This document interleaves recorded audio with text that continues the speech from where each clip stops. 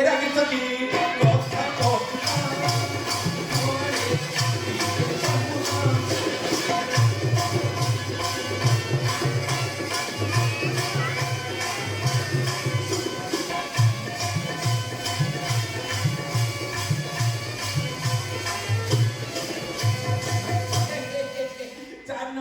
परिया मार्केट पळी आसिला हां ये परिया रखितले काही चिना परच काही ते देखाय कालिया कालिया कालिया प्रभाव छै कालिया रे ए कालिया परिवा छिने नै कहली देखिया आज्ञा नमस्कार नमस्कार नमस्कार भलो छ त बाबा बढ़िया अछि आपण केन अछि कहले मते देखि जानि पानु मु किमिते अछि એટલે કોણ પરિયા દે કોતો सब परिया अछि अछि गोटे काम करे भेंडी किले कोबी आधा किले और टमाटर किले काई शीघ्र पैक कर दे देबी देबी એટલે બેગડે બોલનાંતી किरे तो पाखरे पॉलिथिन नाही कि मु बेगी देबी जे आज्ञा पॉलिथिन कथा तो ना कहबेनी मु पॉलिथिन 5000 टाका फाइन देछि ए पॉलिथिन सकासे मो पॉलिथिन रखुनी आज्ञा रखुनु बेग देबे जदी परिबे नेबे नहले आज्ञा मते क्षमा करंतु मु परिबा देई परिबेनी ए बड़ असुविधा आयला तो पाखरे पॉलिथिन नाही सत कहू तो सत कहू आज्ञा जा तोडू परिबा नेबी ना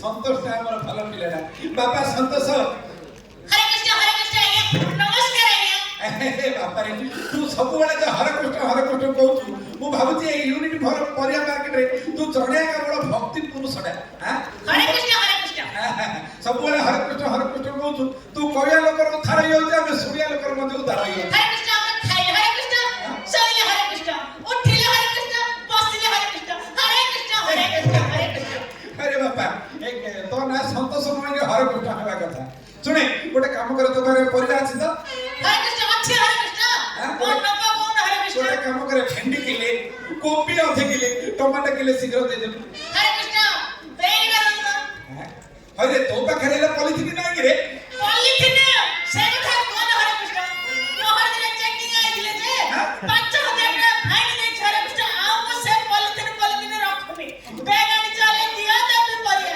होय मु बेगडा छाड़ दे गिर पळे ले कोन हाणी छि रे गोटे काम कर पुडी लुचि रख दो गोटे दिला दे रे अरे दे दीजे ता कहन ना नाही मोर दिटा करना तोर दिटा करना सॉरी चारटा करना आ पांच नंबर करना ले हबनी दे दे हरे कृष्ण हरे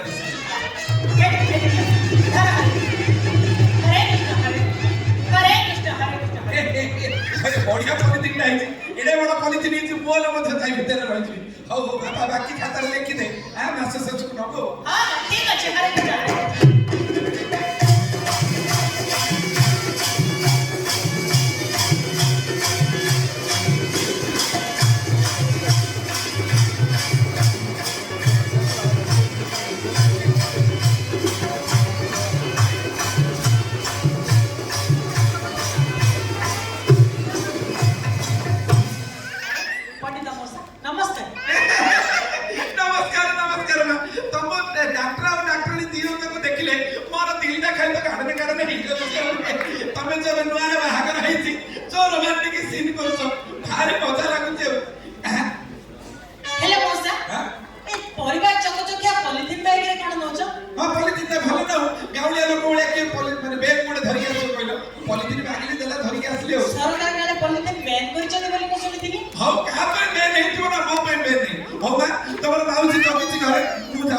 रोसे कले खाइबी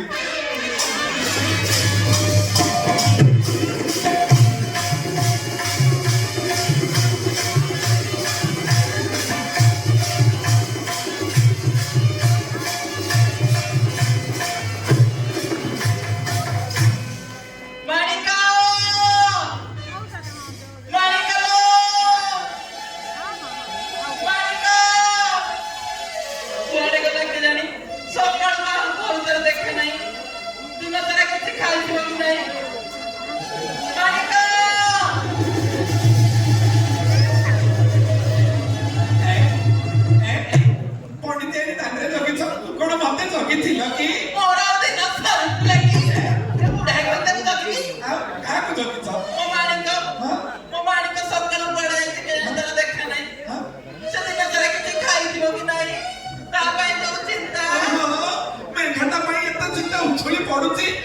ଯେତିକି ଚିନ୍ତା କରିଥାନ୍ତା କେତେ ଭଲ ହେଇଥାନ୍ତା କହିଲ। ଏଠୁ ମାଣିକକୁ ମେଣ୍ଢା କଲେ ତୁମ ଦୂତ। ମେଣ୍ଢାକୁ ମେଣ୍ଢା କହିଲେ କଣ ମହାଭାରତ ଅସୁଧି ହେଇଯାଉଛି କହିଲ।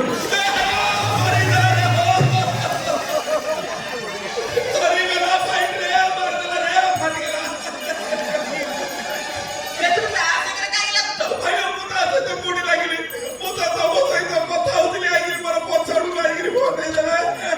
ଏ ମତେ ମାଇଲେନି ତ?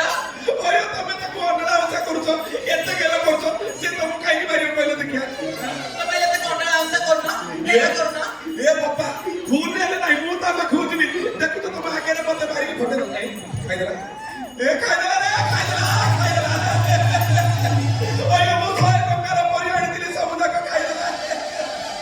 ଏଠୁ ପରିବା ଚିନ୍ତା ଲାଗିଛି। ମୋ ମାଣିକ ପଲିଥିନଟା ଖାଇଦେଲା ନା କଣ?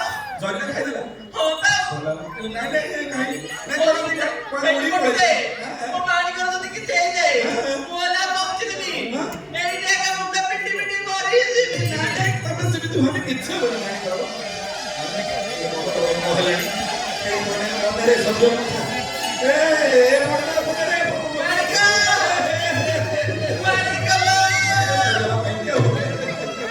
ଏଇଠି ପଠେଇଦେ। ଶୀଘ୍ର ତା ଡାକ୍ତରକୁ ଡାକି ଆଣିବ। ଯଦି ମୋ ମାଣିକ ଆଉ କିଛି ହେଇଯାଏ, ମୁଁ ହେଲେ କଣ ଦଉଛି? ଏକା ଆତ୍ମହତ୍ୟା କରିଦେବି। ମିଠାଟା ମତେ ମାରିଲା ମାଇକିନାର ମୋ ପାଇଁ କିଛି ଚିନ୍ତା ନାହିଁ ମିଠା ପାଇଁ ତଳ ତଳ ଉଛଳି ପଡୁଛି ମରିଯାଆନ୍ତା କି ମିଠାଟା ତେନ୍ତା ଚିନ୍ତା ସେଟା ଭଲ ଭଲ କଣ ହଉଥିବା? ତା ଡାକ୍ତରକୁ ଡାକି ଆଣିବ। ଆପଣମାନେ ଏତେ ଗୋଟେ ଢେଙ୍କାନାଳ ସହରରୁ ଆସି ବସୁଛନ୍ତି ଗୋଟେ କଥା ଲକ୍ଷ୍ୟ କରନ୍ତୁ ଯୋଉମାନେ ବାହା ହେଇଥିବେ ମାଇକିନା କଥା ନ ଶୁଣିଲେ ଆଜ୍ଞା ଆଉ ନିସ୍ତାର ନାହିଁ ଡାକ୍ତର ବାବୁ ଡାକ୍ତର ବାବୁ ଡାକ୍ତର ବାବୁ ରୋଜି ମ୍ୟାଡାମ ଆପଣ କଣ ବ୍ୟସ୍ତ ଜଣା ପଡୁଛନ୍ତି? ଡାକ୍ତର ବାବୁ ଟିକେ ଶୀଘ୍ର ଡାକନ୍ତୁ ରୋଜି ମ୍ୟାଡାମ ଆଉ କଣ କରିବା ମୁଁ ତ ପଲିଥିନ ଧରିକି ଆସିଥିଲି ଆମ ମେଣ୍ଢା ସେ ପଲିଥିନଟା ଖାଇ ଦେଇଛି ତା ବେକରେ ସେଟା ଅଟକି ଯାଇଛି କାନ୍ଦି କାନ୍ଦିକିରି ତମର ମାଉସୀ ଘରେ ପୁରା ଉଠଉଛି ପକଉଛି ଟିକେ ଶୀଘ୍ର ଆସନ୍ତୁ ଏଠି ଆସିଲେ ଡାକ୍ତର ବାବୁ ଟିକେ ଶୀଘ୍ର ଆସନ୍ତୁ ଆମ ଘରକୁ ଚାଲ ଚାଲ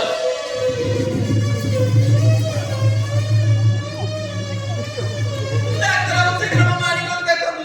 ମୋ ମାଣିକକୁ ଶୀଘ୍ର ଟିକେ ଦେଖନ୍ତୁ ଡାକ୍ତର ବାବୁ। ଓହୋ ମାଉସୀ ତମେ ବ୍ୟସ୍ତ ମୁଁ ଦେଖୁଛି ପରା ରୋଜି ତମେ ମୁଣ୍ଡ ଆଡୁ ଧରିଲ ମାଉସୀ ତମେ ଗୋଡ ଆଡୁ ଧର ମୁଁ ଦେଖୁଛି କଣ ହେଇଛି ଓ ଏ ମିଠାଟା ବହୁତ ଦିନର ପଲିଥିନ ଖାଉଛି ଆଉ କେତେ ଗୁଡା ପଲିଥିନ ବାହାରିଲାଣି ଆଉ ବାହାରିଗଲା ପଲିଥିନଟା ମୁଁ ଇଞ୍ଜେକ୍ସନ ଦେଇଦେଉଛି ଇଞ୍ଜେକ୍ସନଟା ମୁଁ ଇଞ୍ଜେକ୍ସନଟା ଦେଇଦେଇଛି ମାଉସୀ ମୁଁ ଇଞ୍ଜେକ୍ସନ ଦେଇଦେଇଛି ଆଉ କିଛି ସମୟ ପରେ ତମ ମାଣିକ ଉଠି ପଡିବ ମୋ ମାଣିକ ଭଲ ହେଇଯିବ ତ ଡାକ୍ତର ବାବୁ? ହଁ ମୁଁ କହୁଛି ପା ଭଲ ହେଇଯିବ ଇଞ୍ଜେକ୍ସନଟା ଦେଇଦେଇଛି ଏଇ ଦେଖିବ ପଲିଥିନଟା ମାଣିକ! ମାଣିକ ବାବୁ!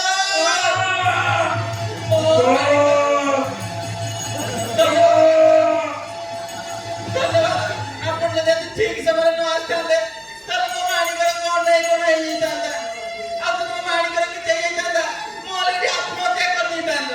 ଆରେ ମାଉସୀ କାହିଁକି ବ୍ୟସ୍ତ ହଉଛ ଦେଖିଲ ପରା ତମ ମାଣିକକୁ ମୁଁ ଠିକ କରିଦେଲି ପଣ୍ଡିତ ମଉସା ଦେଖିପାରୁଛ ତ ଟିକେ ସମୟ ତଳେ ରୋଜି ତୁମକୁ ମନା କରୁଥିଲା ଏ ପଲିଥିନ ବ୍ୟବହାର କରିବା ପାଇଁ ସରକାର ପଲିଥିନ ବ୍ୟାନ୍ କରିଛନ୍ତି ତାହା ଅଲଗା କଥା କିନ୍ତୁ ଆମେ ମଣିଷ ଦୃଷ୍ଟିରୁ ଆମର ବିଭିନ୍ନ ପ୍ରକାର ସୁବିଧା ଦୃଷ୍ଟିରୁ ଆମେ ପଲିଥିନ ଏବଂ ପ୍ଲାଷ୍ଟିକକୁ ବହୁଳ ଭାବରେ ବ୍ୟବହାର କରୁଛନ୍ତି ଯାହାଫଳରେ ଏ ପୃଥିବୀ ପୃଷ୍ଠରେ ପଲିଥିନ ଏବଂ ପ୍ଲାଷ୍ଟିକର ଗୋଟିଏ ଆସ୍ତରଣ ବନିଗଲା ଯାହାକି ଆମ ପୂର୍ବ ପରପିଢ଼ି ପାଇଁ ଏହା ଗୋଟିଏ ବିପଦ ସଂକେତ ହେବ ଆଉ ଆପଣମାନେ ଜାଣିଛନ୍ତି ଆପଣମାନେ ପରିବା ନେଉଛନ୍ତି ପରିବା କାଟି ତାର ଚୋପାକୁ ପଲିଥିନ ଭିତରେ ପୁରାଇ ରାସ୍ତାକୁ ଫୋପାଡ଼ି ଦେଉଛନ୍ତି ଯାହାଫଳରେ ମେଣ୍ଢା ଗାଈ ଗୋରୁ ମଇଁଷି ଏଭଳି ଗୃହପାଳିତ ପଶୁମାନେ ତାକୁ ଖାଇ ଅସୁସ୍ଥ ହେଉଛନ୍ତି ଏବଂ ଶେଷରେ ଜୀବନ ମଧ୍ୟ ହାରୁଛନ୍ତି ଆପଣ ଜଳଖିଆ ଖାଉଛନ୍ତି ଜଳଖିଆ ପଲିଥିନକୁ ବାହାରେ ଫୋପାଡ଼ି ଦେଉଛନ୍ତି ସେଥିରେ ଲାଗିଥିବା ଜଳଖିଆକୁ କୁକୁରମାନେ ଖାଇ ବିଭିନ୍ନ ପ୍ରକାର ଅସୁସ୍ଥ ହେଇଯାଉଛନ୍ତି ଏବଂ ଶେଷରେ ଜୀବନ ମଧ୍ୟ ହାରୁଛନ୍ତି ଆମର କୌଣସି ଅଧିକାର ନାହିଁ